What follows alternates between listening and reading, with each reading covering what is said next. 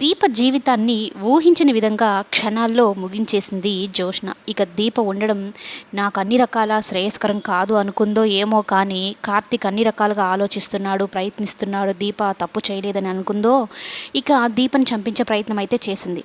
ఏకంగా రౌడీల్ని పెట్టి దీపని కత్తితో పొడిపించి చంపేసేదాకా తెచ్చిందనమాట.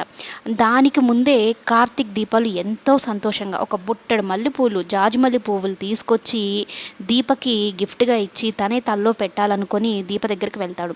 ఇట్లు ఇవ్వండి బాబు, నేను పెట్టుకుంటానన్నా కూడా తిరగవమ్మా నేను పెడతాను అన్నట్టు చెప్పి తనే తల్లో జాజిమల్లి పువ్వులు అయితే పెట్టడం జరుగుతుందనమాట. ఇద్దరు చాలా సంతోషంగా కబుర్లు చెప్పుకుంటూ సరే బయటికి వెళ్దాం అన్నట్టు ఇద్దరు రెడీ అయ్యి దీప తలుపు వేద్దామని ఇంతలో వస్తుందా, అంతే రౌడీ వచ్చి దీపను పొడి చేసి వెళ్ళిపోతాడు.